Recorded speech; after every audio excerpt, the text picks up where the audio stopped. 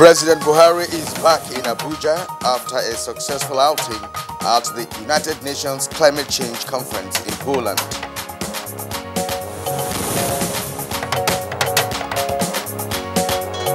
Federal Executive Council to hold special session tomorrow to consider 2019 budget.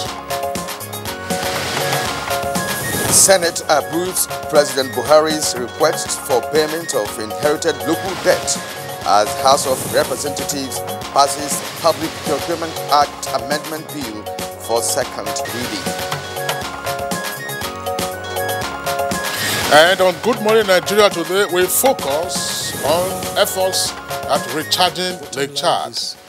We have no other option of saving Lake Chad than interbasin transfer of water from the Congo Basin into the lake. In recent times, the issue of recharging the Lake Chad Basin has been brought to the fore in many national and international fora. Yes, Kirian, and the reason for this is certainly not far-fetched. The Lake Chad Basin has been a source of fresh water, fisheries, pastoral, and agricultural land for many countries, including Nigeria. It is indeed one of the 6 largest lakes in the world, which cater for more than 40 million people in the countries sharing its shores. Well, the Lake Chad Basin was said to accommodate some 25,000 square kilometers in the early 1960s, but with desert encroachment and other factors, it has shrunk to just 1,300 square kilometers at the moment. Now, this development, which key players attribute to majorly to climate change, may even worsen if drastic measures are not taken to address the situation, with attendant consequences on the people, especially Nigerians, who mostly feel the impact of the receding lake. Now, little wonder then that Nigeria is spearheading the project for the recharging of the lake with 3 other countries through the construction of some 2,500 kilometers of navigable channels from the River Ubangi in the Congo Basin.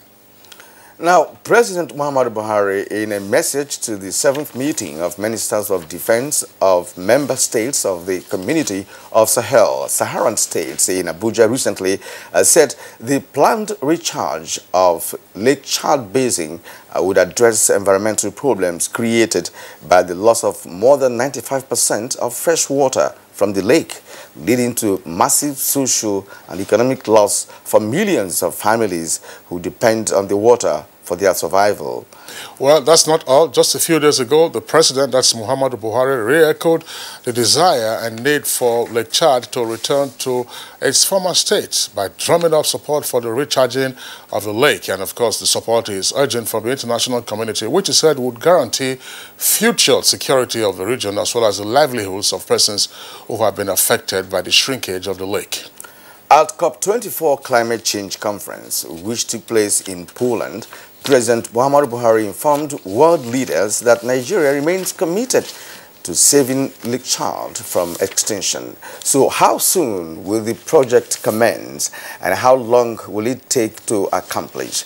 What is the state of the Trans-Aqua program which Nigeria is spearheading? What is the commitment of the member countries to the execution of the project? From where will the funding come? How will this enhance economic development and security of the region? These are some of the questions we intend to put to our guests as we discuss recharging Lake Chad. Welcome to Thursday's edition of Good Morning Nigeria. My name is Kirian Umayo. And I join Kirian in welcoming you also to the program, in the course of which we have our regular companion segments. This will include newspaper review and others. My name is Kingsley Osadolo. Kirian, we have our newscaster this morning who is also one of us, and that's Blessing Abu with the highlights of the morning news. Hi, Blessing. Hi, Kingsley. Hi, Kirian. Good morning and welcome to the news. President Muhammadu Buhari is back in the country after a successful outing at the United Nations Climate Change Conference in Poland.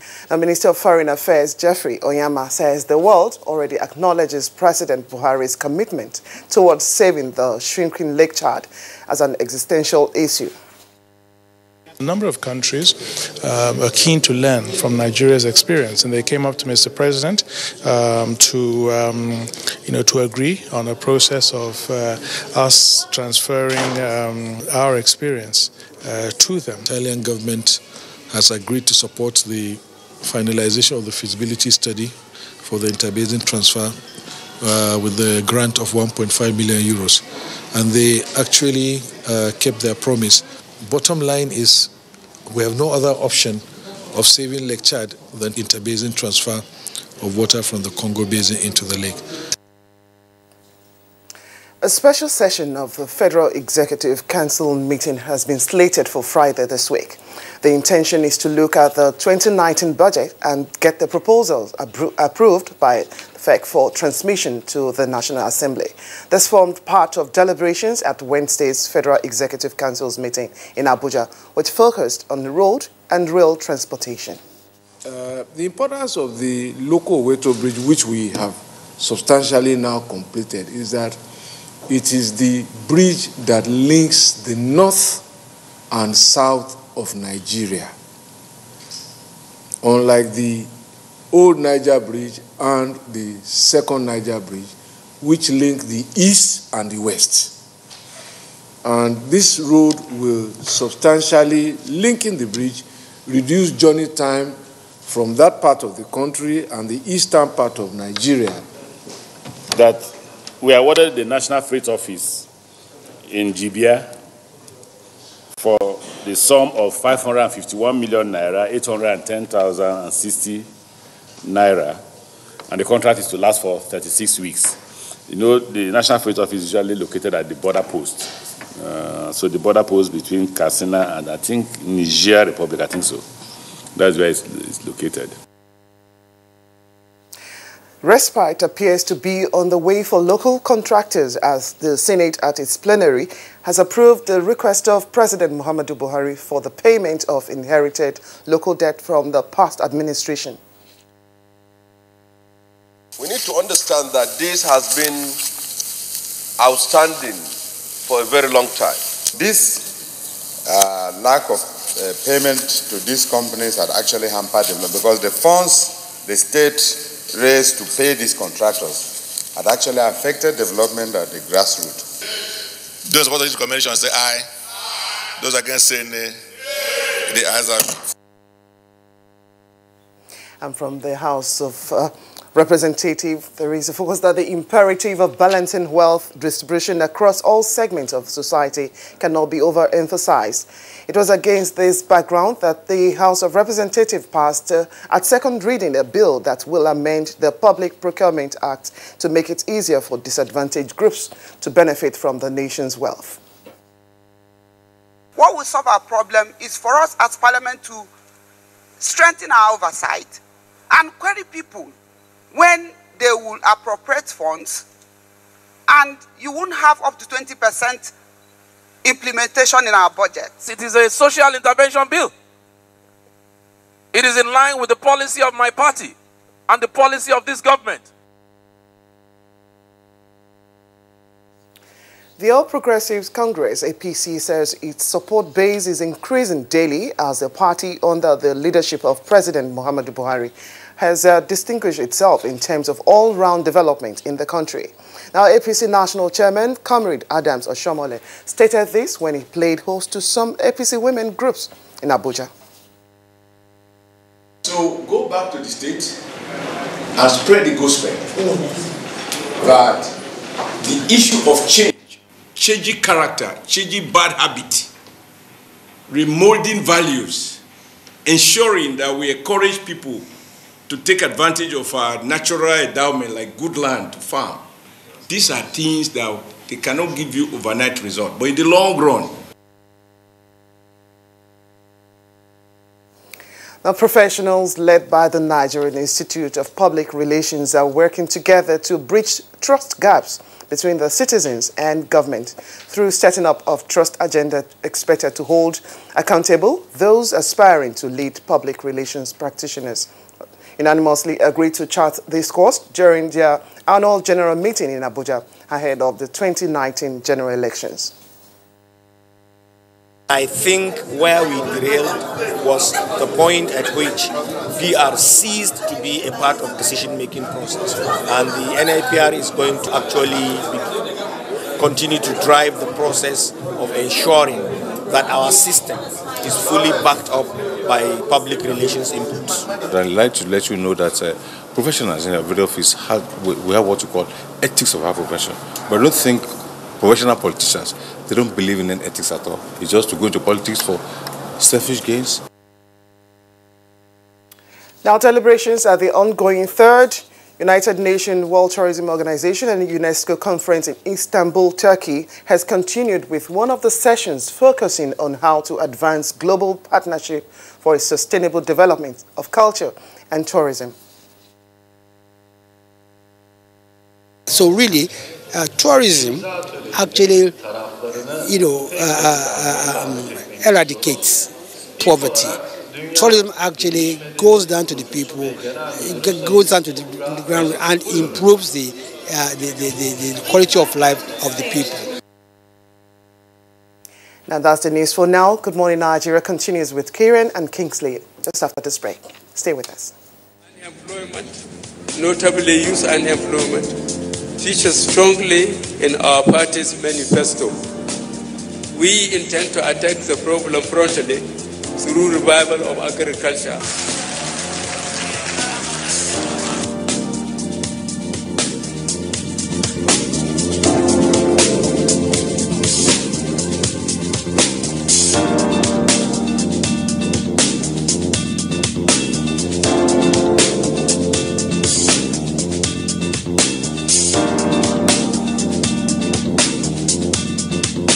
The 30K is going a long way. Actually, I bought an acre of land for 60K like 2012, and presently I have a cassava farm and a yam farm.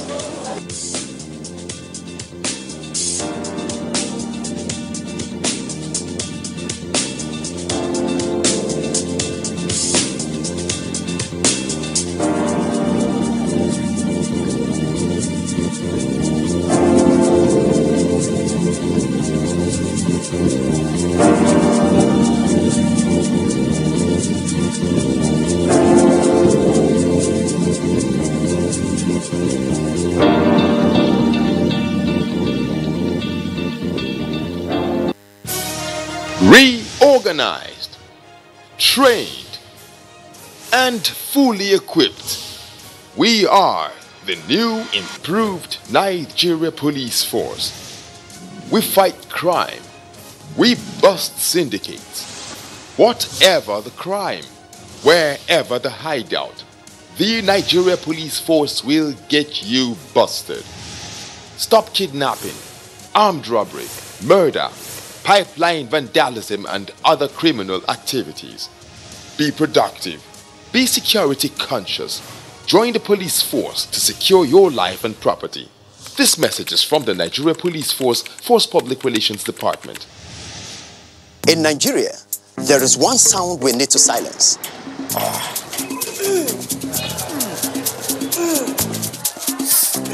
So let's silence toothache before it starts with Oral-B All-Round Protection. Its advanced technology helps prevent both tooth holes and gum problems that can lead to tooth loss. It strengthens your teeth, giving them all-round protection. Because the only sound we really want to hear is that of our future. For healthier, stronger teeth in 1 week. In line with the vision of promoting probity, accountability and transparency in the management of public funds, the Office of the Accountant General of the Federation has unveiled Compendium on Fiscal Rectitude in Government Revenue and Expenditure. The Treasury Journal that we've recently launched dwells largely on the operations of the Treasury, and in particular the reform initiatives that we drive as the Treasury, namely the Treasury Single Account, the IPSAS implementation, the IPPS, and a host of others. Very incisive and educating. Grab a copy of the Treasury Journal from your vendor and get abreast with financial transactions such as monthly allocations within the federal, state, and local governments, Buhari's transformation policy on the Treasury, inroads to IGR, and many more mixed grilling stories. Remember, the Treasury Journal is a dependable ally for researchers, financial institutions, the academia, and policymakers. Treasury Journal, a fiscal rectitude in managing public funds. My name is Hadia Halita Aliu, a NITEL pensioner, having served very meritoriously and even serving on the Pension Reform Steering Committee. I ended up without a pension. The National Council on Privatization, under the chairmanship of Vice President Atiku Abubakar at that time, decided to pay us 3 years pension on a take-it-or-leave-it basis. Over 16,000 NITEL MTEL pensioners have struggled to get their pensions restored. Unfortunately, all attempts with successive administrations, did not yield any dividends. The quality of our lives, has been severely impacted, by the stoppage of our pension. President Muhammadu Buhari heralded good tidings. Over 10,000 of our members have already been restored to payroll. We are very, very happy. We are very, very grateful.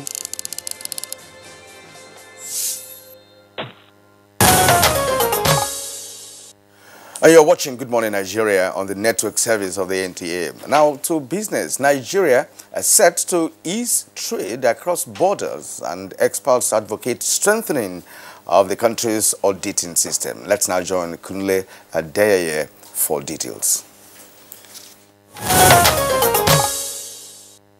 The job of auditing government's activities, both internal and external, has been described as the bedrock of accountability and transparency in government business.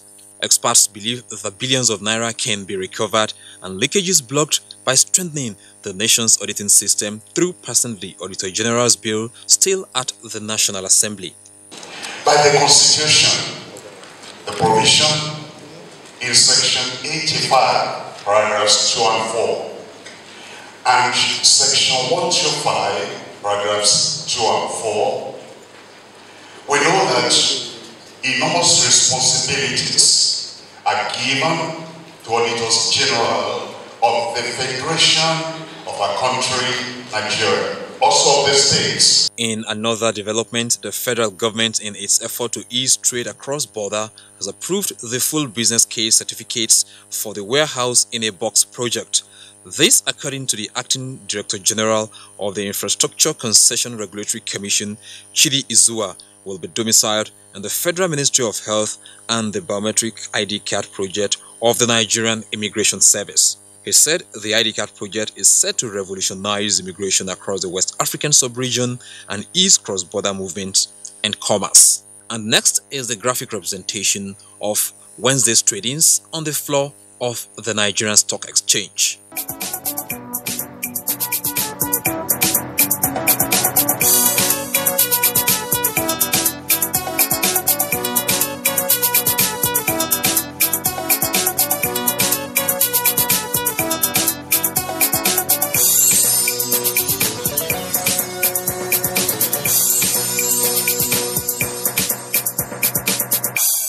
With business news, I'm Kunle Adeyeye. Thank you very much, Kunle Adeyeye, for the business package on Good Morning Nigeria. Newspaper review is next for us on the program.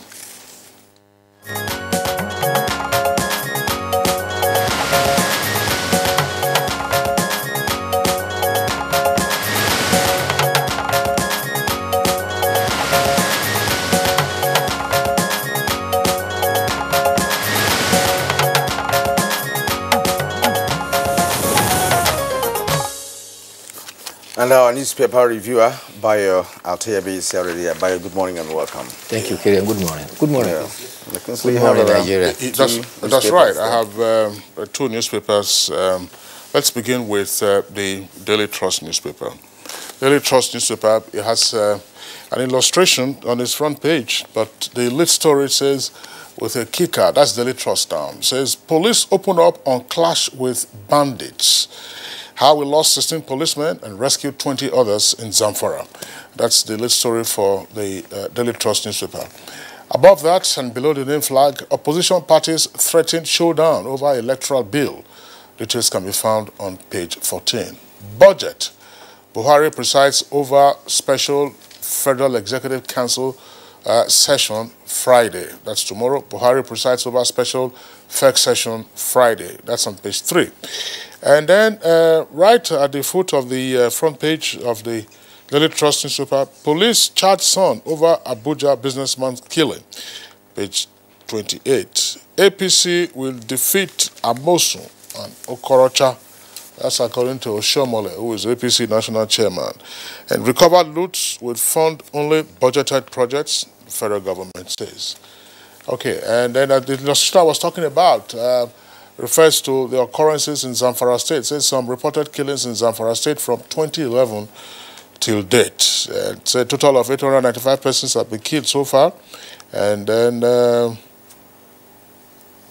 well, there's an insert there. I'm sure that you'll get the details plus the sidebar that is just attack locations from 2011 till date in Zamfara. Kirian. All right, let's go to the Nigerian pilot. The Nigerian pilot, directly below the nameplate, CUPP adopts Atiku as consensus presidential candidate. He's on page 6 of the Nigerian pilot. And besides that, we have reps intervene in a nation's labor crisis. It's on page 10. Now, the lead story says confusion over 2019 budget. With 3 riders, Buhari summons a special FEC meeting tomorrow. Plans to submit proposals to National Assembly second week of December. And of course, he insists on 6.9 trillion naira revenue projection for 2019. Details on page 8 of the Nigerian pilot. And below the photograph, in the front page of the pilot, Nigeria loses 2.6 million children to acute malnutrition, says UNICEF. Page 11 has details of that report. And below that, I have better things to do than being state governor. El-Rufai, the governor of Kaduna State, is on page 7. Alleged 3 billion naira loot. I have no case to answer. Ex-NNPC boss Yakubu tells court. Why we can't arrest Dizani, that's Magu, the acting EFCC chairman. And then reps reject bill to stop public officers from sending children to schools abroad. It's on page 11. Now Senate approves establishment of 6 new federal institutions on page 6. Bye.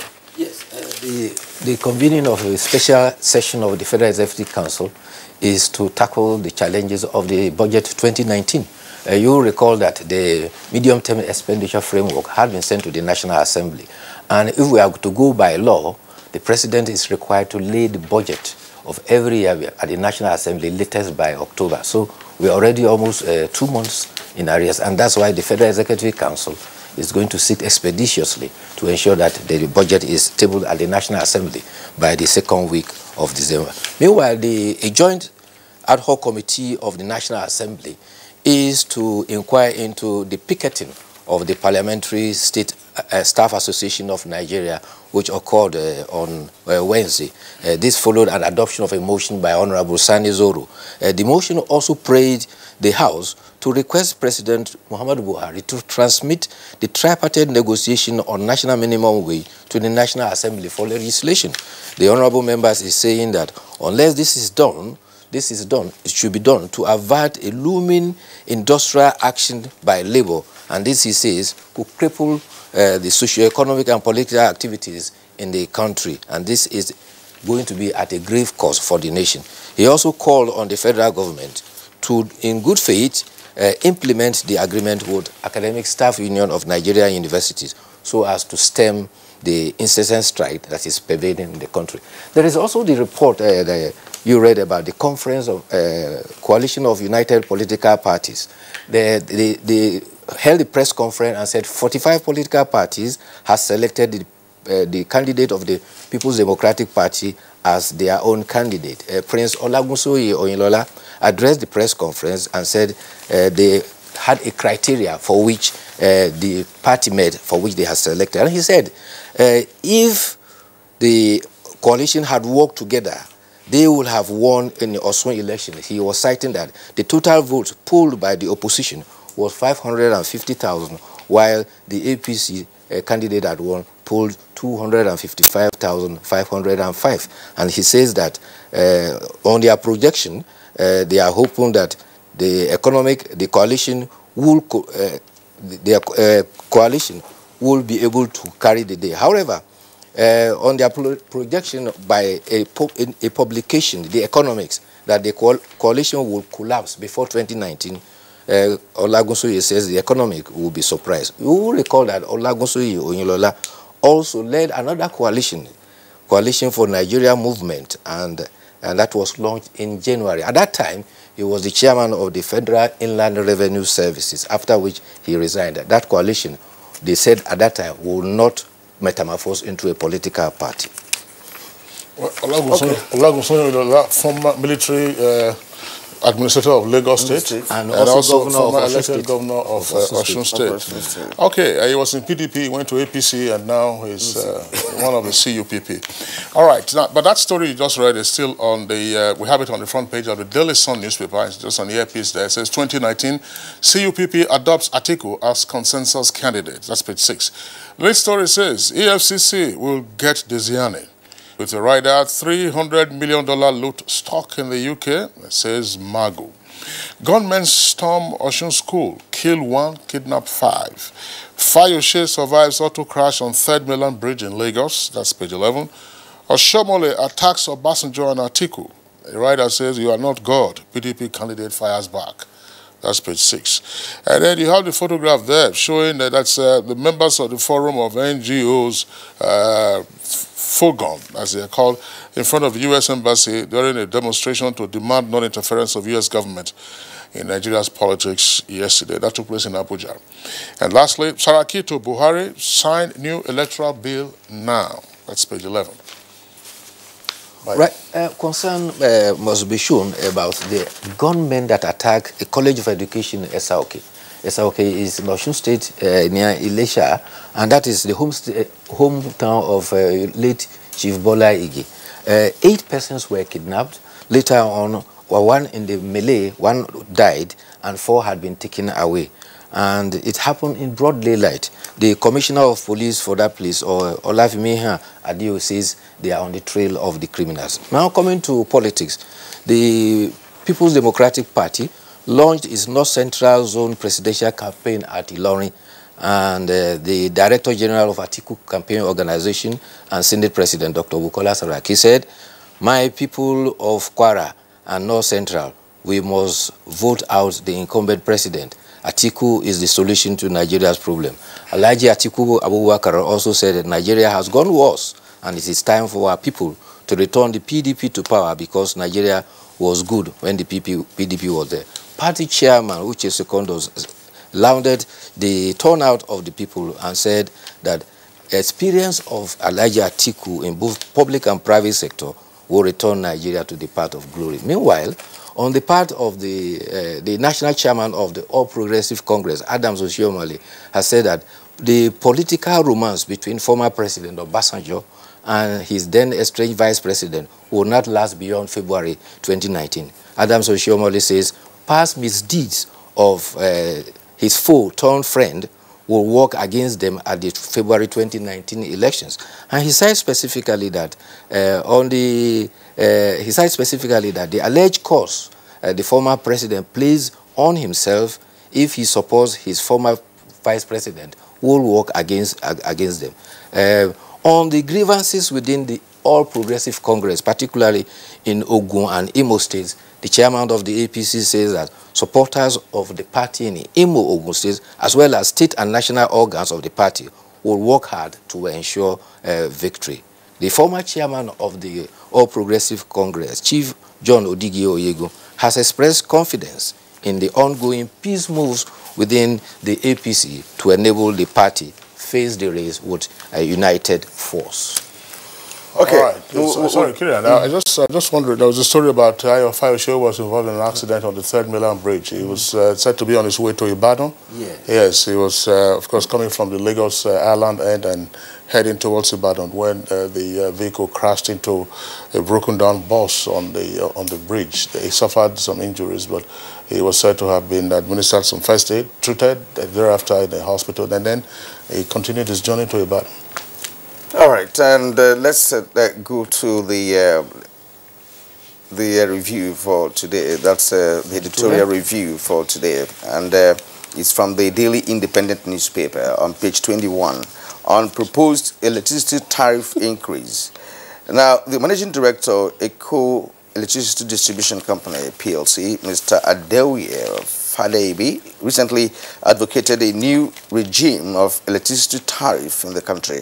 The chief executive officer of one of the 11 discos that emerged following the unbundling of Power Holding Company of Nigeria (PLCN) argued there are existing objective conditions which warrant upward review of electricity tariff based on market rules that guide such process.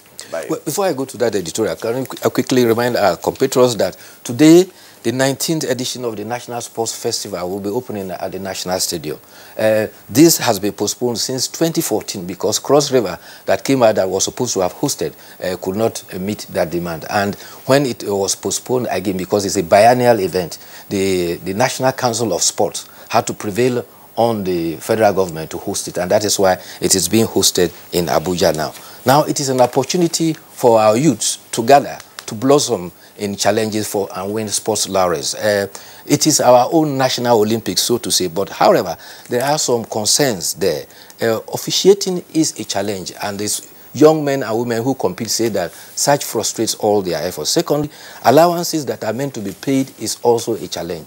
Thirdly, there are mercenary athletes. We have people from one state migrating to state where the allowances are higher and tend to represent those states. And those are the challenges that are there. But the good news is that the Ministry of Youth and Sports has secured a sponsorship that is to last 10 years. And that, if sustained, will go a long way in boosting our sports and youth potential. Now, talking about the editorial, it is about the electricity tariff, and it is centering on the proposal by the managing director of the Eco Distribution Agency calling for an increase in the tariff. You will recall that the Minister for Power and Housing, Works and Housing, had indicated that increase in tariff will not be approved unless there has been tremendous improvement in electricity being provided. So the editorial is saying that it is not only the concern of those who are generating and distributing electricity that should be taken into consideration in reviewing tariff. They should also consider effective services and the satisfaction by the customers, the consumers of electricity. All right, Bayo, thank you very much. Of course, we keep hearing about issues pertaining to electricity supply and so on and so forth, and the reason why we are not getting enough of it in the environment. The operators will say, listen, increase tariff, increase tariff. In the meantime, people are still in darkness. Those who are looking for meters don't have meters. Period. It's a major, exactly. And it's a major there's no issue. basis for making requests for increase, you know, if you ask me, you know, because if you're not supplying the product, then why are you now trying to earn more, you know, from the present amount people are paying for tariff? Yes, right. In spite of apparent facts that generation has increased, the ability to transmit is a challenge. So also is the ability to distribute. So if you generate and you cannot transmit and distribute for people to receive power, where is the electricity that people should have to pay increased tariff for? Absolutely. And then, of course, if the discos were diligent enough in collecting from consumers what they actually consume, then it will be a different story. Well, one of the major aspects of a problem here is that of overbilling people. You know, those who don't have you know, private meters. You know, so they just give you any amount to pay. We call it periodic estimate, and it's often very arbitrary. And the irony of it all is that it scarcely gets back to the electricity company. Those who are the middlemen in between are the ones who share it, and that is why they have deliberately frustrated the idea of metering. If there is metering, you pay for what you consume. Absolutely. It's like pay as you go. That's right, pay as you go. All right, Bayo, that's the much that we can take. We'd like to thank you for being around. Thank you very much. See you again tomorrow. So it's Good Morning Nigeria, still on the network service of the Nigerian Television Authority. We're taking a short break now. When we return, we'll be dealing with the issue relating to how to effectively recharge Lake Chad. There's a lot of cha-cha in what I'm saying, Kieran. Hate speech is not a joke. It incites genocide and crimes against humanity. Most of Africa's civil wars are caused by hate speech from one tribe against another. We don't want it here. The Nigerian government stands firm against hate speech. Under no conditions whatsoever should we tolerate or excuse or justify hate speech or hateful conduct of any kind, especially where such is illegal. There's no doubt that the resurgent push for separatism, as well as the rising cases of ethnic and religious disharmony, are all traceable to the growing phenomenon of hate speech. One nation bound in freedom, peace and unity. Nigeria, one nation, one people. This is a public service announcement brought to you by NTA.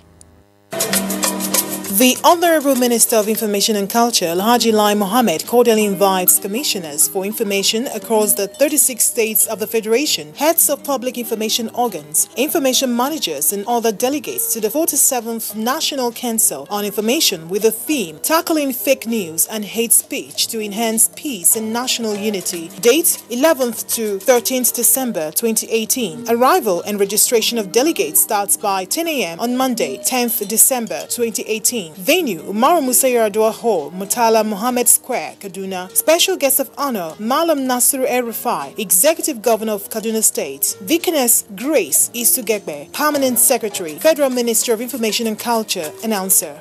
Fake news which is shared for malicious purposes is a danger to our peace and security in Nigeria. Misinformation as fake news is a serious threat to our hard-earned democracy and promotes hatred and misunderstanding between our communities. We are all responsible for stopping the spread of fake news in its tracks. So, always check the source and credibility of any news item. Say no to fake news.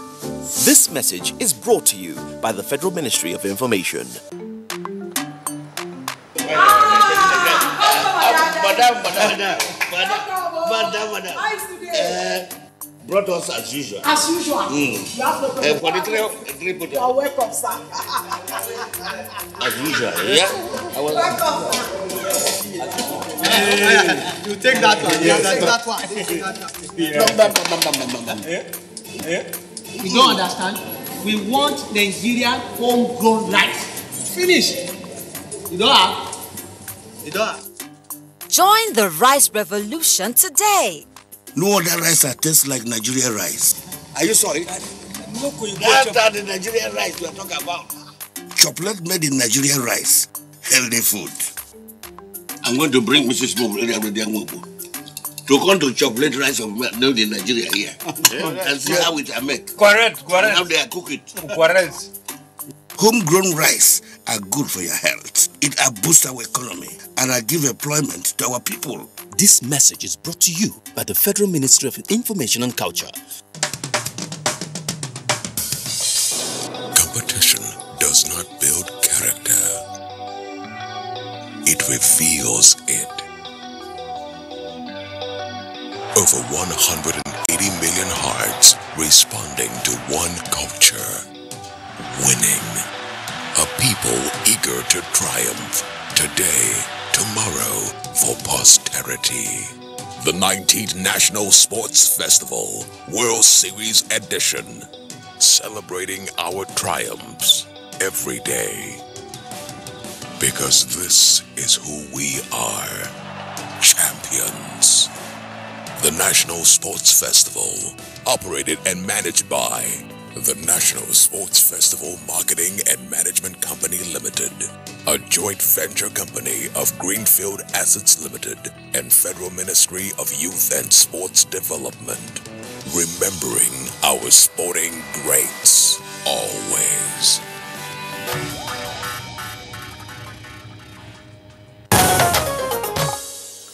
Thank you for staying with us. And to kickstart our discussion on recharging the Lake Chad, let's take this background report put together by Mitaire Iben.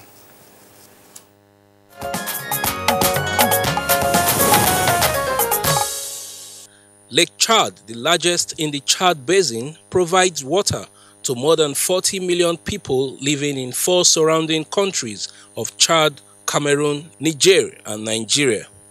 Most of them from poor rural households depend on the lake for fresh water, fisheries, subsistence farming, and other purposes. But over the years, the harsh effects of climate change and the fact that Lake Chad is situated on the edge of the Sahara has made it prone to desert encroachment and drought, shrinking by more than 90% of its volume and size over time. This has resulted to a humanitarian crisis, including the loss of livelihoods for millions of families whose survival depend on the lake, which was once the 6th largest in the world. As initial fertile lands become dry and dusty, food insecurity around the Lake Chad Basin is forcing millions of people and livestock on mass exodus in search of pasture. In a bid to save Lake Chad from imminent extinction, countries around the lake are considering an interbasin water transfer from River Ubangi, the largest tributary of River Congo, to recharge the Lake Chad. But issues of insurgency and the financial implication make this plan quite Herculean.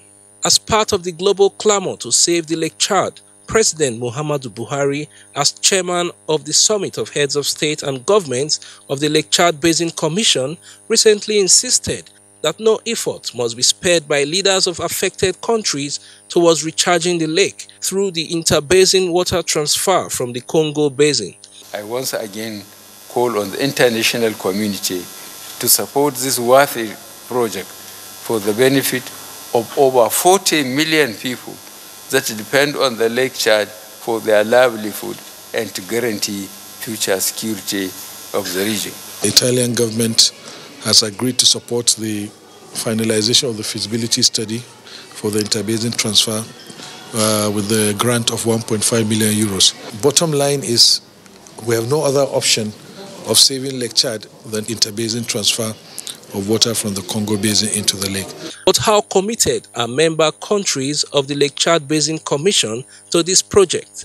To what extent is Nigeria spearheading the efforts to recharge Lake Chad, and at what cost? Guests on Good Morning Nigeria will deliberate on these issues and more shortly.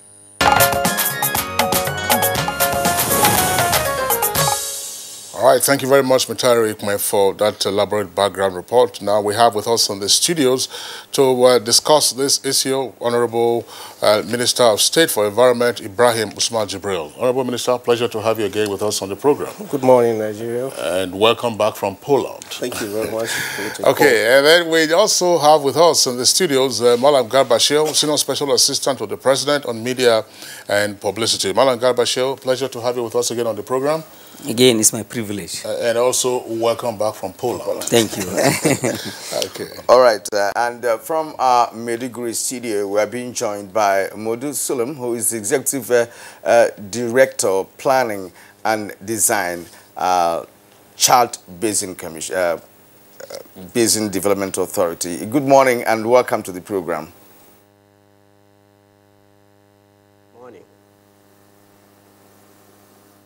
Well, I hope we're going to get a clear audio from Maiduguri. Kingsley, perhaps as we move on, we'd like to find out whether the sound is through so that we can engage him. Engage him. I'm sure our engineers will clear that up. Yes, because I believe that he has a good understanding of Lake Chad, you know, being the man in charge of planning division. All right, we have been cleared that the audio is through.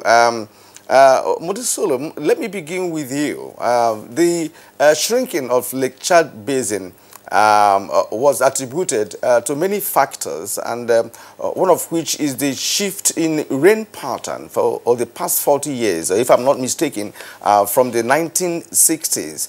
Could you give us a historical background of the shrinking of Lake Chad? Good morning, viewers. Lake Chad, I think Lake Chad was there, and then this shrinking of the lake is a sort of natural phenomenon, because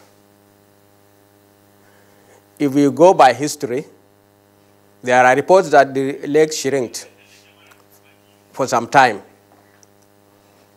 but Lake Chad water is a renewable water. When you are removing the water, you just have to get a replacement. So to at least look at it in that aspect, the most important thing is to have a good water management that will save the lake. The lake was shrink to its maybe over 90%, as reported, and this has affected us. History has shown that around 1983 it was even worse to its present condition. The other aspect is how do we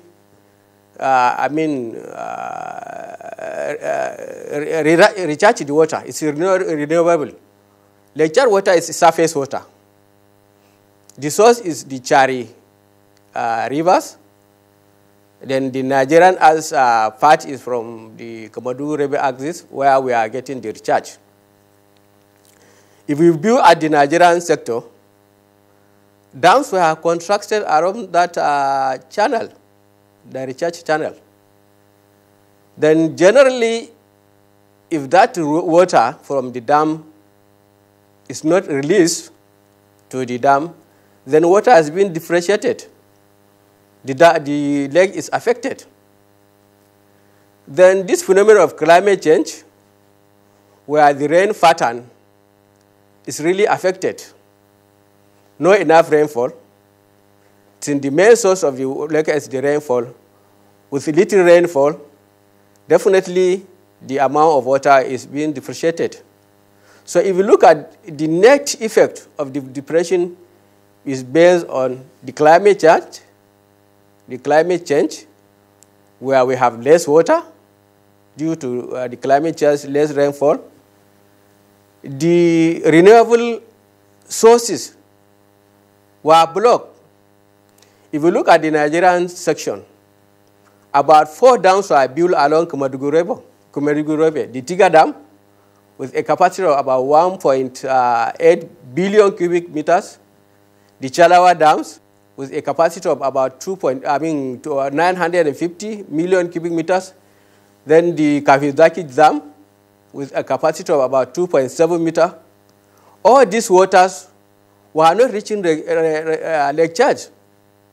We have dammed this water, and this water really differentiated. The recharge from that area is really down.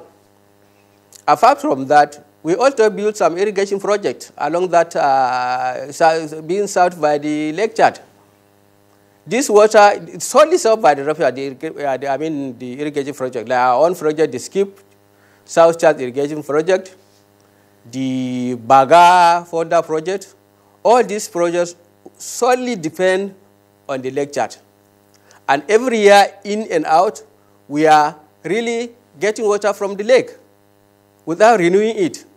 So definitely this factor affected the Lake Chad. We are moving water out for our irrigation project, while our source of recharge is being blocked.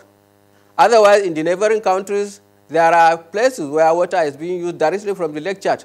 So the total effect of the climate change, the irrigation structures, the blocking of the recharge renewable water source, all this contributed to the recharge of the lake. Modu Sulum, thank you very much for your opening statement.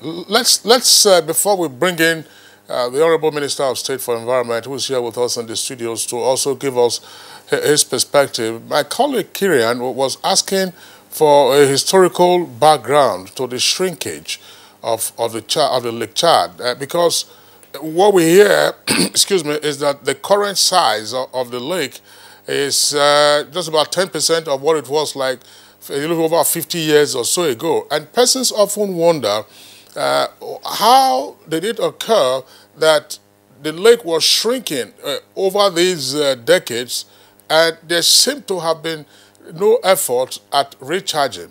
Now, the water sources and causes that you have described, what also happens to our neighboring countries, Chad, for instance, Niger and Cameroon? Are they also contributory to the shrinkage of Lake Chad?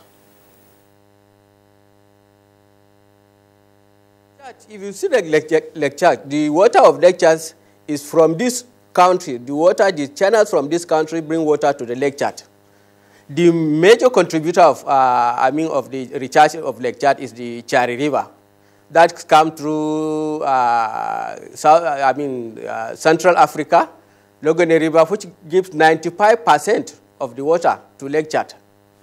Now, even along that countries, there were irrigation projects that are using water solely from the Lake Chad. So once if you are depreciating water, and they are not replenishing, definitely shrinking comes in. So there is a system. We should have a good water management, because the water you are bringing out should be equivalent to the one you are going to replace, because the Lake Chad water is a renewable water. The source of the water is these rivers. We should look at what should go out should be equivalent to what is coming in. But we are breaking the source of the renewing the water, and we are taking out. Generally, we are creating a situation where we take more water, then there's nothing coming in. Definitely, the lake will go down. Well, Kinsley, I think from what has posited, it does seem that there was a poor water management and long period of neglect by the 4 countries that are benefiting from that lake. Because from what he has said, it doesn't, from the beginning, Lake Chad is rechargeable. It's a renewable lake. It's replenishable. You know, but as you draw from it, you replenish. Right. So, Honorable Minister of State Environment, what's your own perspective to the origin of this shrinkage? Well, thank you very much, Kirian. The history of the shrinking of the Lake Chad is a well-known issue, and I do not need to go over the statistics again. But it's important for the nation to know that in the last 3.5 years, one thing that is clear about environmental issues regarding the Lake Chad is constantly being addressed by Mr. President. This is to say that Mr. President is fully aware of the implication of the shrinking of the Lake Chad. And the last outing, which is just about 3 days ago in Poland, you had a clip of his speech. The issue of the Lake Chad was among the major issues that was addressed in his national statement. He also had a discussion with one of the leaders of 1 or 2 countries on how to go about the issue of the Lake Chad. So back to the environmental issues. In the first place, it is a multidisciplinary approach that is needed.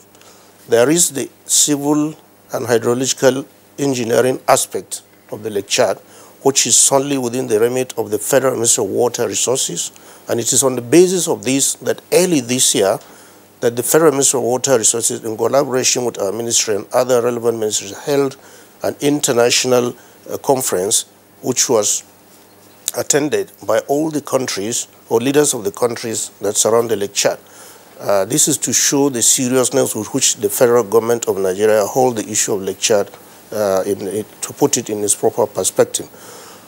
We've heard from the expert from Borno on the possible reasons why the Chad lake has shrunk.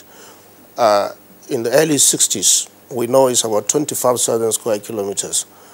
and covers 4 countries. By now, or by 2010, it was just 10% of its original size. That's just about 2,000 square kilometers. What are the factors? We mentioned the being an inland water body, fresh water body. It is recharged from different rivers, the Chari River, the Kamadugu-Yobe complex, and other sources. And we've had the expert from Maiduguri talking about the damming, about 3 or 4 dams that were constructed along these rivers. Even at that, if there is proper water management strategy, there could still be a possibility of releasing some of the waters from these dams to the Lake Chad. It's not a new thing. If you look at Egypt, they depend solely on the waters of the Nile River.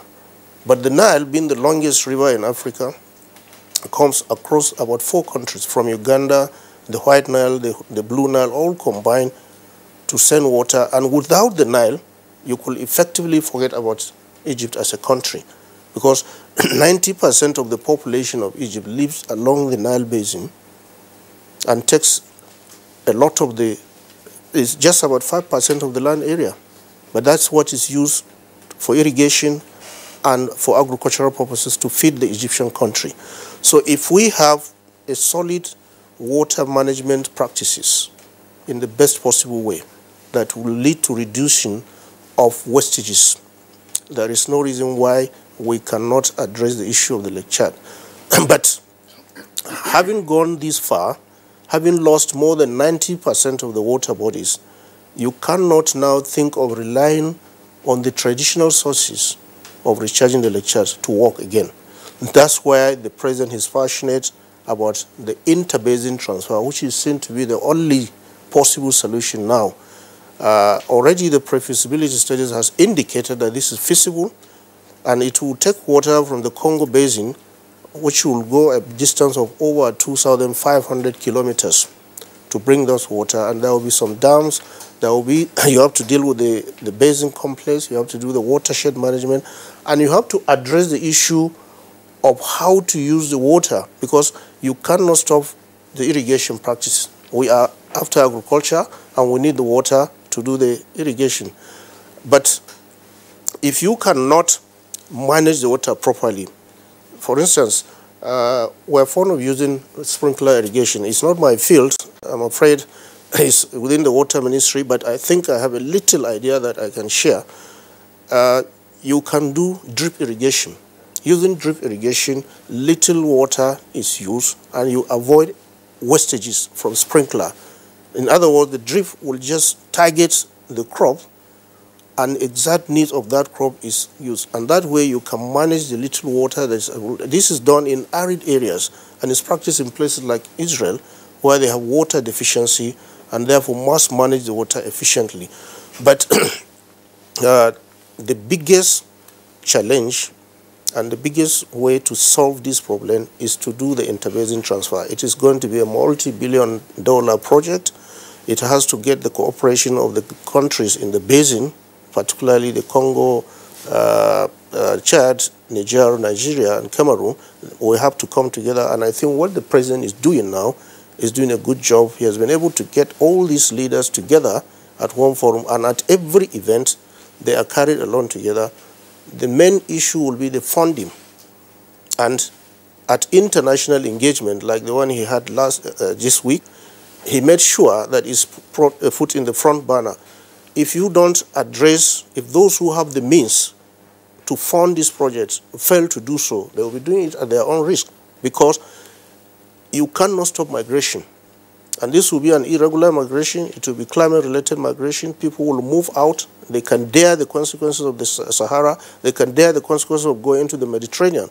And if you allow the population of this area, which is over 40 million, not to be addressed properly because of the issues of Lake Chad, which is now a major means of livelihood that is being lost, we are going to face serious consequences. So the international community has been sensitized and is constantly being sensitized by the President to let them understand that it is easier to manage this migration issue that is common in Europe now within the area that these problems are occurring, that is within the Chad Basin, so that once people are fixed in a location, the waters are available, the means of livelihood will return. The fishing community will be vibrant again, the farming community will be vibrant, the animal husbandry will be vibrant, and it will also have a significant impact in the internal security. The issue of the Lake Chad is the issue of regional security, not only national to Nigeria, but regional security. So it has to be addressed in that context,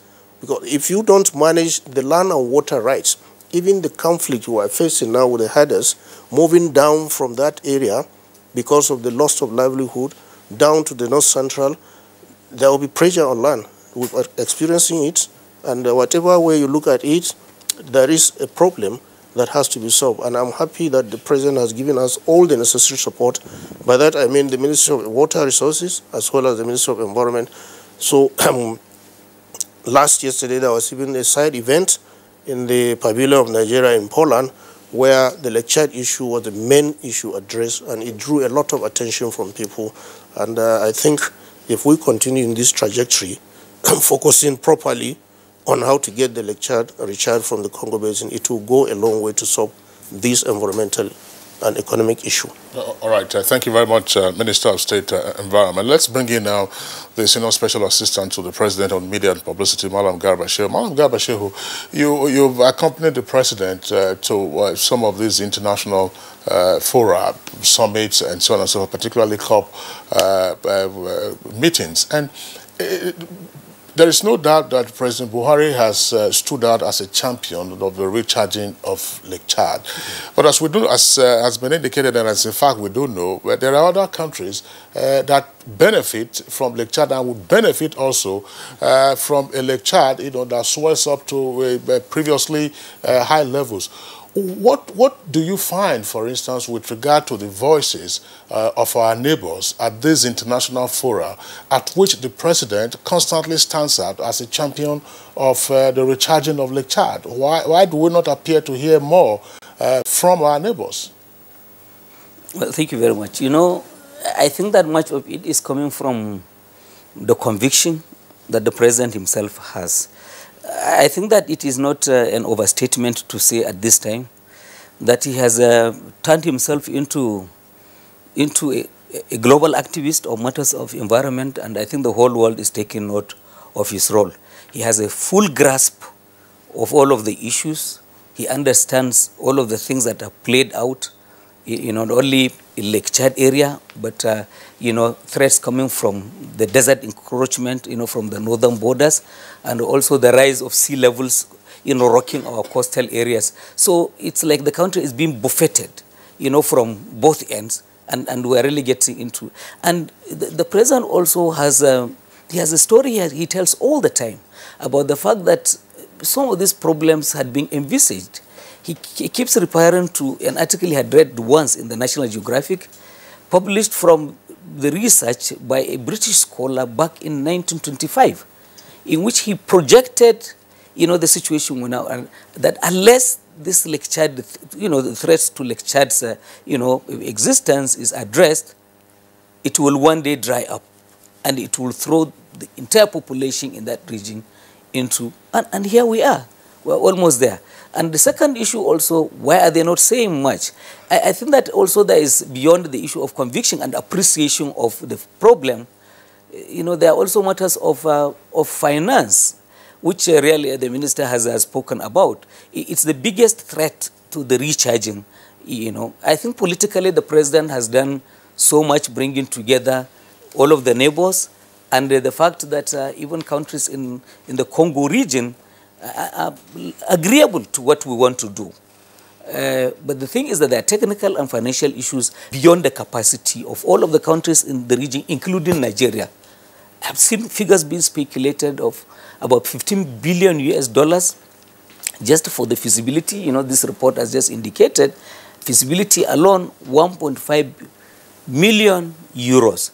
So it's a challenging situation, but the rich countries can do it if they are persuaded, and if there is a sense that it could also be a business, that it's money making, and people can make countries can make money, from doing this.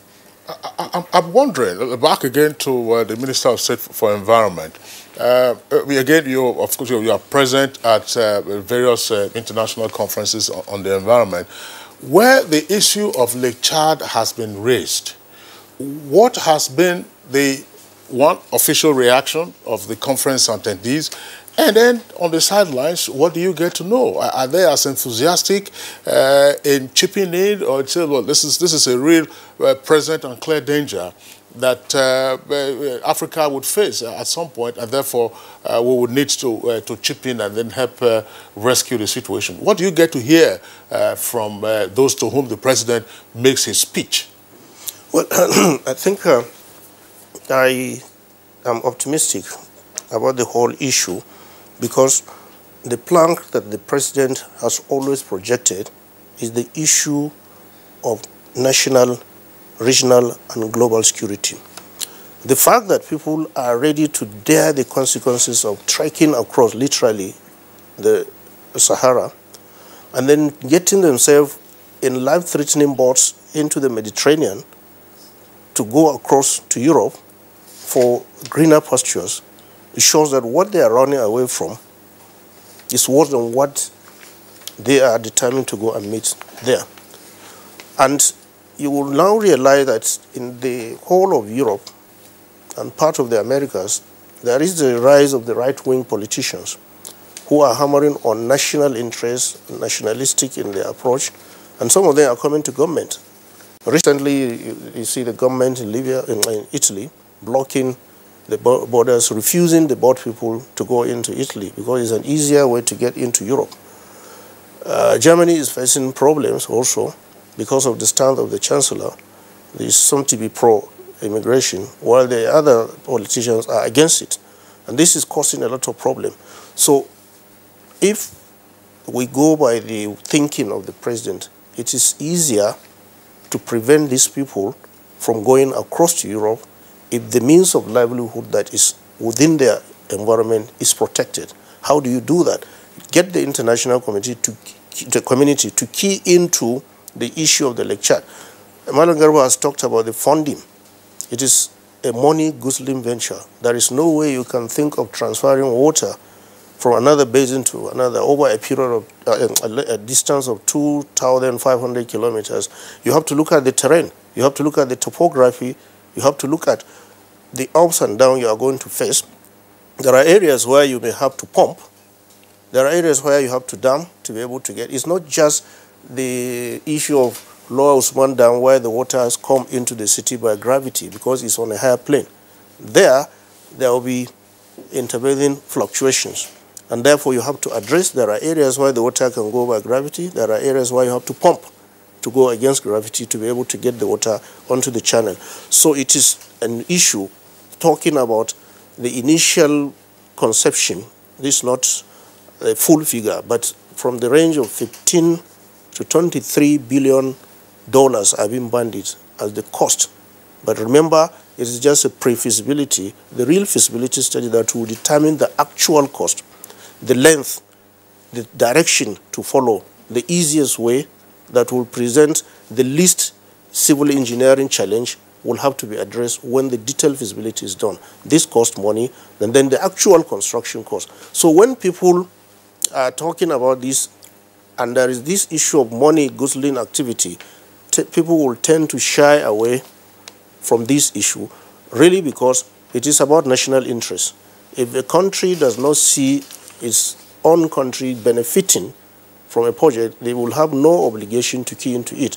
But if you look at the security challenge that it will pose, we don't want you people to come.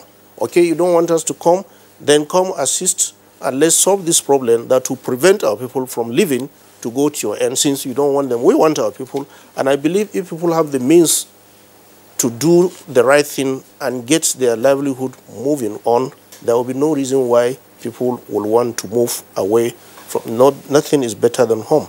And so what we get, yes, this is a good idea. We have to think about it. We have to study it. But I believe from the way and the tenacity of the president on this issue, a lot of the leaders are coming to grips to say that, yes, this is a problem. there has to be something that has to be done to be addressing this issue consistently. And I'm sure for the next period to come, the president will continue to have on this. And at the end of the day, I am sure there are even the Chinese now who are willing to come in there. Of course, the Italians have given some funding for the pre-feasibility studies, and I think the Chinese are showing interest in this issue. So even if other parts of the world do not seem to show interest, the Chinese will come in a big way, and I'm sure at the end of the day, this issue will be addressed. The most important thing is that we have the political will at the highest level, that is the president's commitment to this. Malam Garba has alluded to the fact that he's fully on top of this. Remember, he was in the Northeast as a governor, he ruled, he knew the time the Lake Chad was at its peak, he knew the time that thousands of trailers were moving from Baga with the fish down to the southern part of the country. He knew the time where millions of cattle roam around in those regions with lush grass and fodder. And now he is seeing the other side of it. He has seen the good part of that period. He is seeing the ugly part now. Therefore, you can expect him to be more concerned than any other person. And that's why we, the lieutenants, have the urge to move forward and address this issue. And along with the Water Resources Ministry, I think we are not going to rest on our oars until we get to the bottom line and addressing the issue. That is a long-term projection. All right, gentlemen, from all indications, there is a huge sum of money required for this. And from a particular source, it says about 50 billion US dollars. That's the feasibility study and other technical aspects of it inclusive. And that is why I believe Kingsley asked the question of the contribution of neighboring countries who are also direct beneficiaries of this. Yes, our presidency is championing the cause, but there is also need for them to make contributions. Because from what Modi Solom said, the lake is replenishable. That is the nature of it, because of the fact that millions of families depend, livelihood depend on that lake. And something has been predicted over time. And here we are with a dried lake. Now, if governments of the four countries succeed in replenishing the lake, what about management? And that's why I'm going to Modi Solom, who is of course directly involved in planning and designing of that lake. I want to ask you this. Now, in terms of management of the lake, if we succeed in replenishing it, what will be the way forward in terms of managing it, in terms of ensuring that there's less pollution? Because the pollution, as we've learned, is also part of the reason why the lake shrank. So tell us about what you foresee should be the way forward when this lake is finally replenished.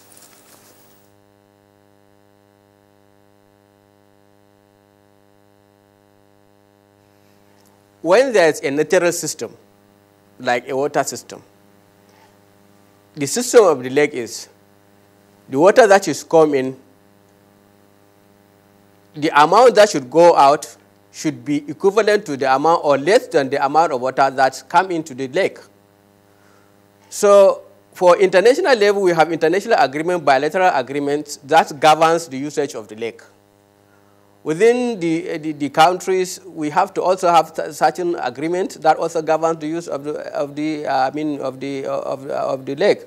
So the water management is so important that whatever you are depleting from the lake should not be more than what is coming out. Should not be more than what is coming in.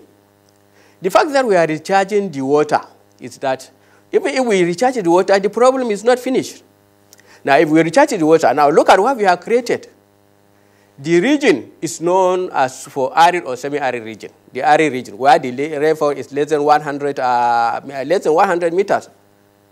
Imagine we are now talking of flood in that region. In a region, there are drought-prone zones. In a drought-prone zone, when we are talking about flood, definitely something is wrong. Because this is not nature, this is a man cause. The flood within a dry region, if you look at a place like Jigawa, along this river, Komadubu, where we are destroying land, we are destroying, these are man-made.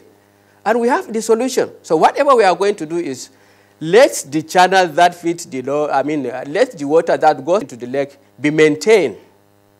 The dam must be controlled to such that replenishment from the dam should also be every year. The lake should be replenished from that water system to curtail that even the flooding. The flooding was a man-made problem because Jigawa, Kano, these are desert, and that they are really very alien to flooding. Why are they suddenly flood? Destroying land, destroying the soil. That is one factor. The most important thing is the water management. In the first aspect of management is to allow all these tributaries that give water to the lake be maintained.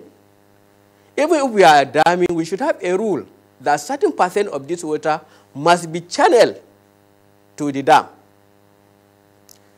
So and then the water we are replenishing from the dam should not be more than what is coming in. So with this, at least we have a balance. All right, Modu Solom, thank you very much. Incidentally, I'm sure some of our viewers will be wondering, where is the Minister of Water Resources? Of course, it's not back from his trip. He was part of Mr. President's delegation to Poland. Both Gabashew and the Minister of State Environment, of course, returned yesterday, and that's why they are with us in the studios. I'm sure that sometime we'll have the opportunity of getting him into the studios to speak to some of the critical aspects you raised with regard to more efficient water management. But regardless, I'd like to ask you this question. What does the Chad Basin Development Authority do now with regard to the management of the shrunken lake? Currently, we have started a program. The Honorary Minister of Water Resources was concerned. We noticed that along the Komodobu River, some of the rivers that feed the lake over years were completely, destroyed. The tributaries, some of the rivers are gone. So from Gashua to the lake, most of these minor tributaries have been destroyed. So we were able to approach the minister, and in collaboration with the Kano Hadeja River Basin Development Authority, where there are these dams, we started a program of channelizing the river back to its former course. This year, we have channelized over 50 kilometers of the river from Gashua, from Jigawa to Gashua. So this is a continuous project. A continuous project for us until we reach the lake. So currently, we are having a program within the ministry where we are trying to trace back all these lost rivers that feed water into the lake. And we have started this year. We did 50, and this is a continuous project until we go to the lake. So at the end of the project, we envisage that all those rivers that have been blocked because of the blockage of the water from the traced to the lake, and then the release of the water from the various dams, when released, should definitely will not hinder and they should definitely go to the lake. And we are looking at also these swampy areas, the floodplains, where these really were enlarged because of the not flow of water from the rivers.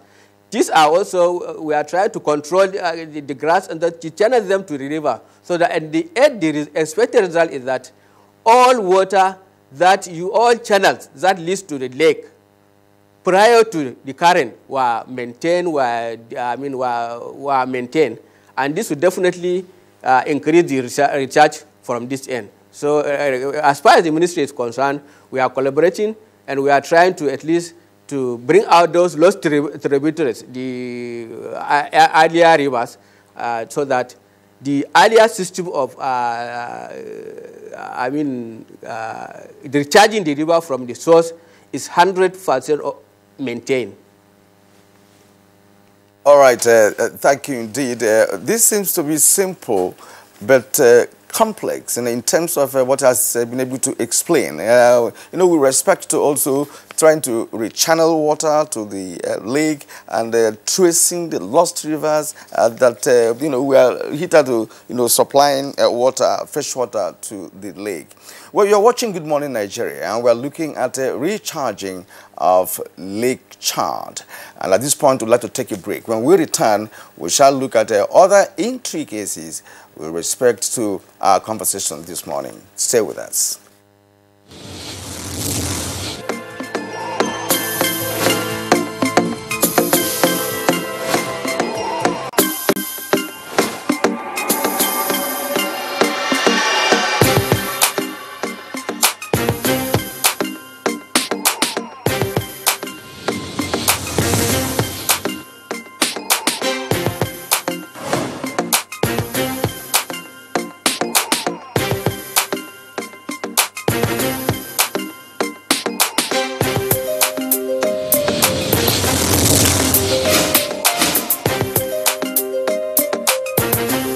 These days, people get their news and information from more media sources than ever before.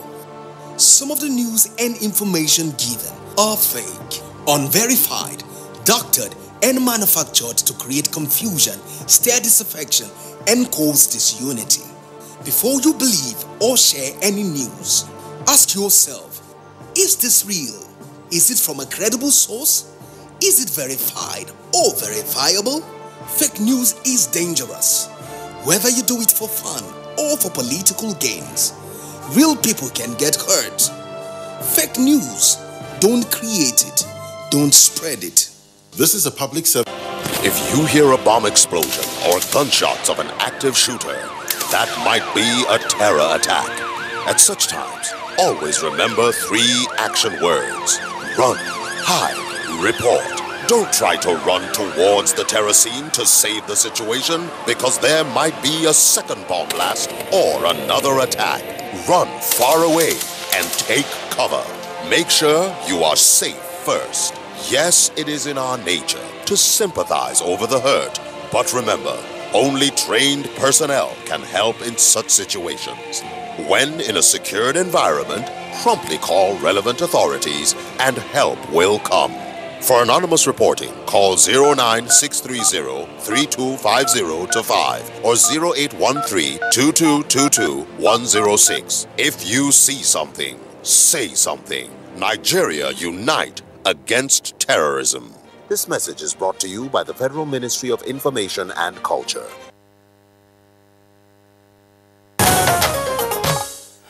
All right, you're welcome back, and it's still Good Morning Nigeria. We are reaching you on the network service of the Nigerian Television Authority. It's a live broadcast, and we're discussing how to recharge Lake Chad.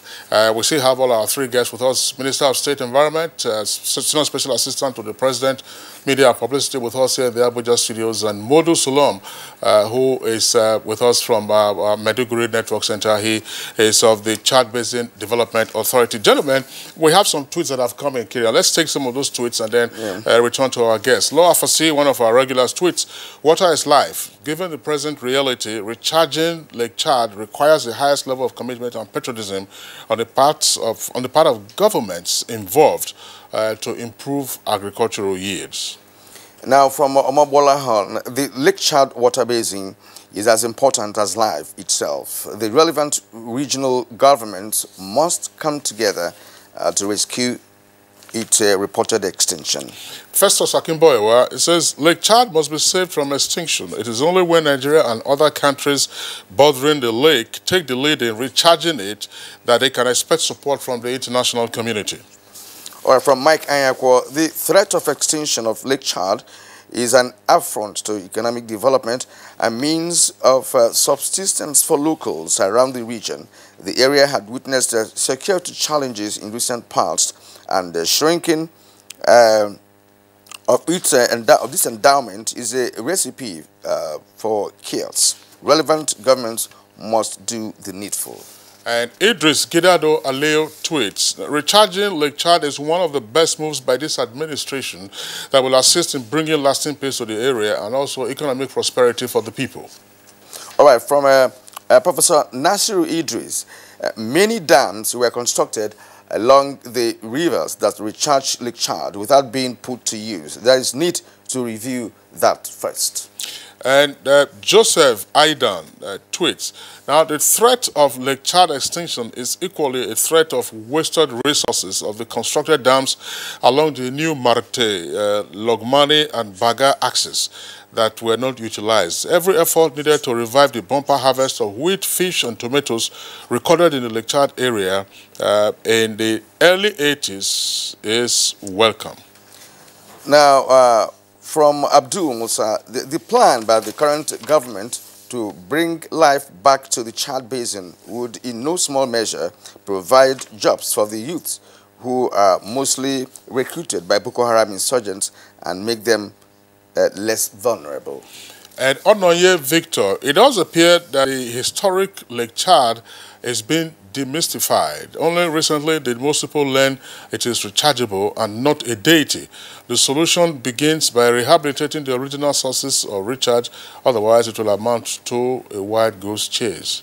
All right, from Cecilia Okoroma, she says, it is unfortunate that past leaders never thought about the economic value of Lake Chad, hence the negligence and accelerated shrinking. River Niger is also showing signs of drying up. Hope those in charge do the needful to avoid shrinking like the Lake Chad. Dele Jack Solomon says, while recharging Lake Chad will not solve the crisis permanently, it will address drought, control desertification, and could even act as a catalyst for the establishment of fisheries and irrigation activities. Well, those are the tweets that we have in the meantime. Let's come back to our guests in the Abuja studios. Malam Gabashe, you listened to Modu Solom talk about the activities of the Chad Basin Development Authority in the interim before the mega project or mega program, shall we say, of recharging Lake Chad from the Congo Basin. But what, in your opinion, is the message out there to the international community with what is required to be done? Is it the piecemeal approach or something that is mega in nature and therefore taking into it the holistic consequences of not acting? Well, you know, the minister spoke about this international conference in Abuja here in February this year, and the consensus from that conference, the one and only option is that of, you know, the interbasin transfer from the Congo Basin. The expert from Maiduguri, Sulum, had spoken so much about all of these elements that are also contributory to it. I think that these experts also at the international, they looked at all of these things, including the damming and so on. And the most efficient would appear to be that interbasin transfer. Two rivers, or just one of them, pumping all of their waters into the Atlantic and I hope the Minister of Water Resources will be here one of these days. 8% of the water they pump into the Atlantic is sufficient to discharge. When you are able to do that, you are also going to preserve all of these domestic uses to which the water is being put, all of these dams and the potato that you have, the tomatoes and the pepper that you have from all of this, whether it's the Dadunkowa Dam or Tiga Dam he has mentioned. So there's a lot of economic activity along you know, the rivers that he has mentioned domestically. So what's wrong? What do you lose then when you have this additional source coming in? I think that, you know, beyond all of the things that are being cited, you know, there's the bigger picture of irregularity of the rains, of how the rivers themselves function. You know, River Niger, for instance, where people talk about the fact that there's huge flooding during rainy season, at some point it dries up, you know, during the dry season. So it cannot be detached from the ongoing climate changes that have been experienced globally, that are threats that are costing the world huge billions of US dollars, whether in Africa or in other parts of the world. Yeah, I'm wondering, Malagaba just raised the point, and from a layman's perspective, I want to ask Modu Solom again in Maiduguri Network Center. Modu Solom, a lay person would ask this question. I mean, if we are looking to take water from the Congo Basin, which is some 2,000 about 2,500 kilometers, that length of distance. And Malam Garba has just said here, look, two major rivers emptied their waters into the Atlantic, two major rivers being River Niger and River Benue. River Benue would appear to be closer to Lake Chad. Is it possible, is it feasible then, through some hydrological science, to, as it were, have a pipeline or network of pipelines taking water from River Benue and then pumping periodically into Lake Chad? Is it feasible? Yeah, it's feasible. But what we should have in mind is Lake Chad is a natural system. Naturally, it was there, a system where the water is obtained from the current, recharge system, the Komodogu River, the Chari Ditsin. Now, if we divert this system, we are creating problem. Because for us, management environment is bit managed, but manage what you have in your environment. Not, if we bring it, supposing we bring in the water from this thing. Recharge is recharged now fully. Now we have the dams. That system we are creating along the Komodogu, we are creating another problem. Why is this that water that is supposed to the ground, where will it go? So the next effect is we don't have to disrupt this. It's possible. You can transfer water from from anywhere, but the system, the affordability, and then how safe it is. These are what we look into before we do things. Because you can even bring water from the from the Atlantic Ocean. It's possible to bring it to Lake Chad, but how much would it cost at? At what cost? At what safety? At what? These are things we have to look. Because it's not the exam alone that I think that we were talking about. We don't just, because we want water in Lake Chad, it doesn't mean we should just bring water to Lake by any means. We can bring water into Lake by the safest means, where our environmental is not destroyed, with little fun. Yes, as you said, it's possible. But this has really, is a cumbersome sort of thing. So what we are looking for is the best, the cheapest, the best possible way to get to, to bring water to Lake Chad is what is recommended. But as you said, it's possible to bring water to Lake Chad from the Benue River. But at what cost, at what expense, what environmental degradation? There are a lot of things when we look at that. Gentlemen, from whatever angle we look at this, it is not an easy task. But I think what Malam Shehu pointed would concern the idea of transferring water from the rivers around Nigeria into Lake Chad is germane. And I'd like the Minister of State for Environment also coming from this point of view. Let me ask you this. In the past programs that we had on water issues, Professor Adano raised a very critical question of the possibility of not only feeding Lake Chad through other rivers in Nigeria, but of course to also see how we can manage the flood that we have every year, preserving the flood and making use of it to turn it around to become an advantage to the country. Do you think that government will look into that aspect of seeing how we can make use of domestic rivers in Nigeria and of course the flood towards recharging Lake Chad, perhaps futuristically? Well, so long as we want to talk about more productive agricultural activities, and we know the government is focusing on agriculture, diversified now, to bring in means of livelihood to feed ourselves, to produce what we eat, and to eat what we produce. There is no way you can run away about the talking of the flooding. Flooding, as we've heard in one occasion in this studio, is a factor of 2, 3, or 4 things. You have to look at the intensity of rainfall at a particular point in time. You have to look at the carrying capacity of the channels. You also have to look at the issue of waste management. When you have floodings in townships, you will discover most likely that most of the channels are blocked as a result of improper solid waste management practices, as well as the lack of following building codes and building regulation. That is a town planning factor. If they are not well planned, when the channels are blocked, there is no way you can run away from flooding. Then you go back to the rivers. Benue, Niger, a lot of the channels are silted. This is also another big civil engineering and hydrological issues. You have to desilt. It carries a price tag.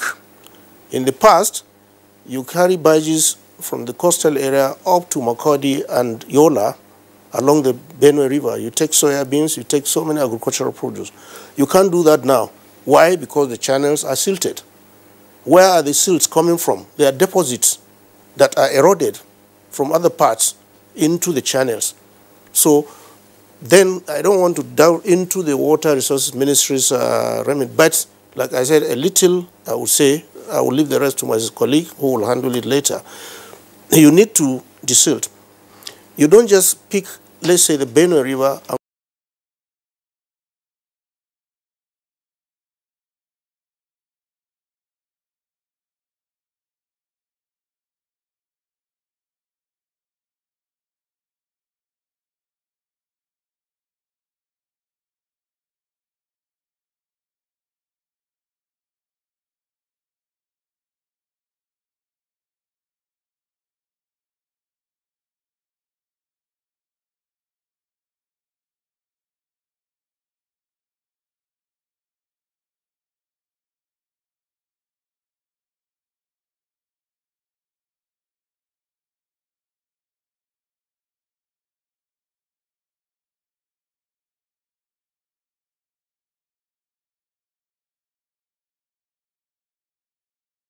completely desilt.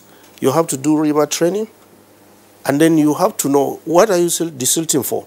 Is it for irrigation purposes, to have more water on the channels, or is it for navigation? If it is for navigation, you need to know the size of barges or vessels that will ply that waterways.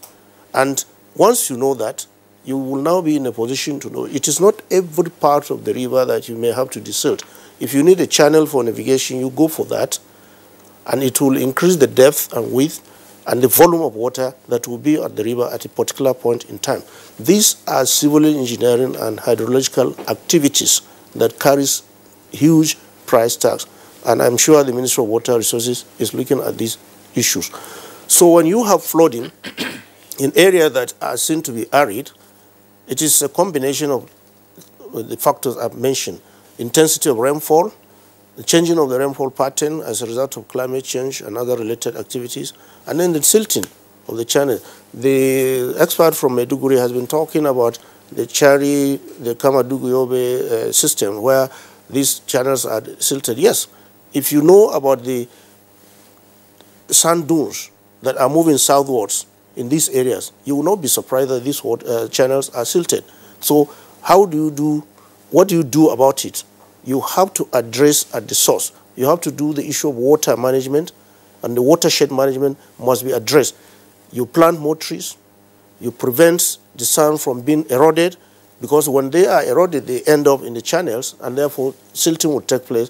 Then the volume of water that is supposed to be carried by this channel will be reduced, so it will flood across areas that are in that neighborhood, and that will lead to destruction.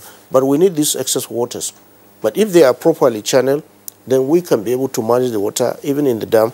There is normally a timetable for releasing the excess water at a point in time.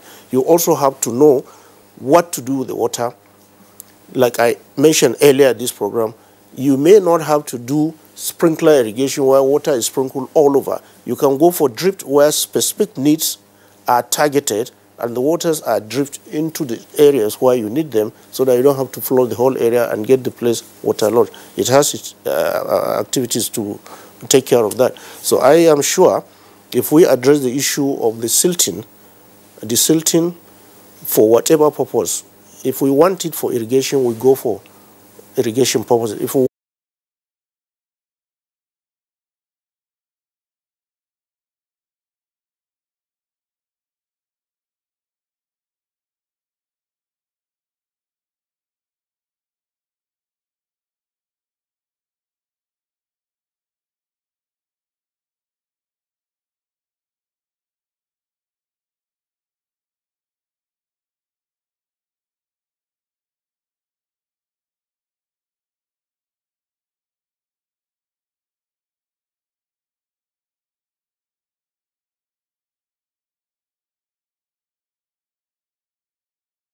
drip irrigation. The water will keep dripping small by small, and it will be enough to nurture the plant, and that way you reduce excess use of water.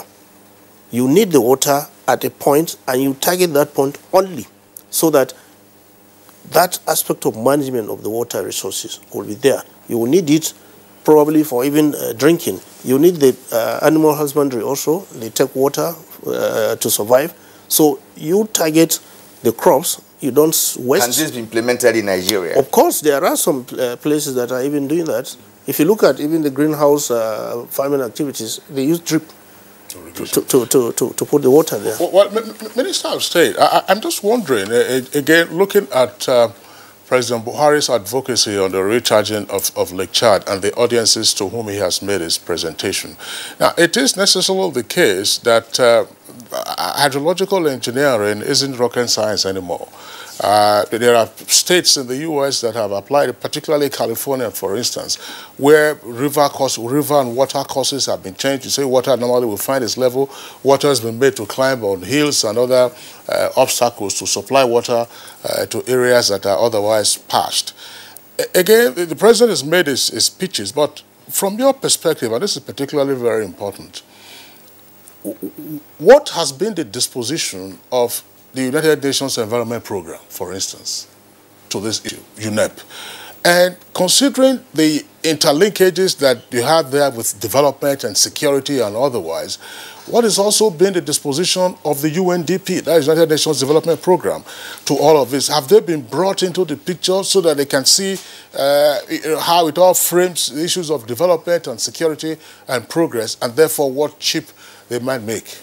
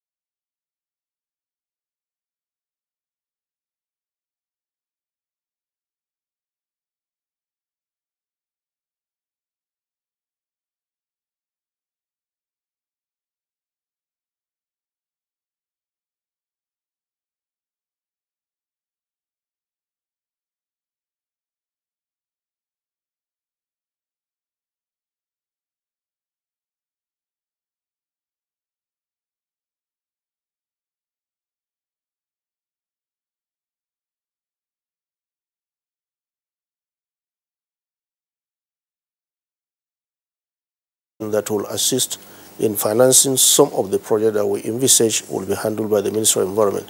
Recall that we have the National Agency for the Great Green Wall. In the last 4 years that the GGW has existed, funding has been a major issue.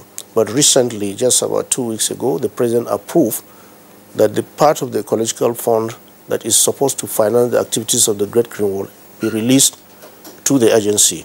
And the tenure of the old DG has expired, and we've gotten a new one in place now about 3 weeks ago. So we are good to go. Meters of land is affected. It is an area where the sand dunes are moving, and you have to address these issues. So how do you do that? You have to look at the water management, because at the end of the day, when there is arid condition, there will be land and water rights crisis, which is endemic and which must be addressed. When you address the water solution and get it equitably distributed to people who are in need, and then reduce the wastages, like I have earlier explained, you will go a long way to solve this environmental issue. And I think we are on the right track. A lot has to be done, but we've done some significant progress, and I believe we can keep building on this. All right, let's return to Modi Sulum in Mediguri Network Center. In what appears to be the final question for you, what is the attitude of your colleagues in the 3 other countries that share Lake Chad with Nigeria? What I mean is the heads of organizations in water management in those countries. Is there any kind of collaboration or a synergy between you and them with respect to the recharging of Lake Chad? Are they pursuing this with the same momentum as Nigeria? There's a regional, body, Lake Chad Basin Commission. They are solely responsible for, coordinating the activities of the Lake Chad, of the Lake Chad. It is based in Jamena, and the coordination is done through the Ministry of Water Resources. So there is a body that is responsible for coordinating whatever is agreed upon the nation. So through their bilateral agreement, that body is there. So really for us, we get our directive from the ministry, and the ministry really they are coordinating the activities through that body, the Lake Chad Basin Commission. Thank you very much, Modu Solom. Back again to us here in the Abuja studios. Let's take some of the last set of tweets, and then we appreciate our guests. Chris Simeon says the extinction of Lake Chad will have adverse effects on the agric and hydropower sectors of Nigeria and neighboring countries. All right, Sani Michael Makoji, the effects of the shrinking Lake Chad are unemployment, hunger, and rural-urban drift, among others. The shrinking started as far back as 1983. Well, that's by him. Why do we always wait for the bridge of fire brigade approach to address critical issues? And Ishak Abdul Hamid tweets, now, if this Lake Chad issue were to be handled during the colonial era, the masters would have approached the matter with mass mobilization of labor within the communities using menial tools, just as they did with railway construction. Why can't we start from there? All right, Pami says, how sustainable is the Lake Chad recharge? And Chris Shimon again, the transfer of interbasin water to recharge Lake Chad can't be sustained, and interbasin water has processes and protocols to be followed. But Kirian, I think that's the most that we can take. But it's an important point that has been raised there. When the figures for recharging Lake Chad are being mentioned, you wonder, of course, labor will be part of the cost, equipment. I'm sure they'll be talking about high-tech equipment and so on and so forth. But that's a suggestion there from one of the tweets to say how much local labor can be mobilized, for instance, so that it doesn't, recharging Lake Chad doesn't then become one of these very costly dam projects that, if you recall, got Africa, most of Africa, into debts in the 1980s. Yes. On account, of course, they were borrowing money then. So we're not sure what the financing arrangement will be, but if direct labor can be used, why not use part of direct labor? Covering 2,500 kilometers? No, it will be over various... aspects. It cannot be every part of it. You can't possibly use direct labor, for instance, to go and construct a major dam. But there will be aspects of it. If you break it down to say, look, where can you have direct labor, where can you employ local labor, and so on and so forth. Because if you were to use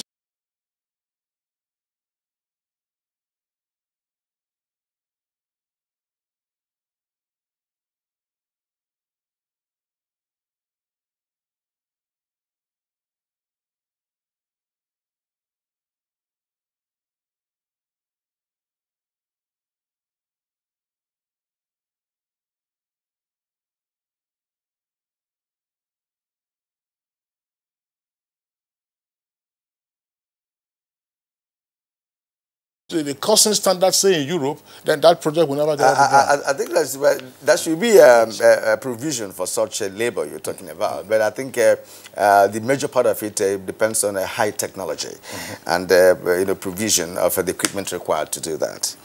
Okay, now at this point we are concluding this edition of the program, but not before. We appreciate Ibrahim Osman Jibril, Honorable Minister of State for Environment. You are always our friend on this show. Thank you again for coming. Thank you, Kirill. All right. Malam Garba Shehu, Senior Special Assistant to the President on Media and Publicity, is also a personality that's always here whenever we beckon on him. Thank you again for being part of our show. Thanks for the opportunity. All right. And Modu Sulum, Executive Director, Planning and Design, Chad Basin Development Authority. Thank you for coming. All right, now let's go to sports as a part of our companion segment on the show.